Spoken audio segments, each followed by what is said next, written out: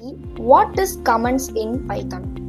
Actually, comments is used to explain the Python code and making the code more readable. Let's see the example for comments. Print hello world. Now I'm gonna run this code. You can see here hello world as an example.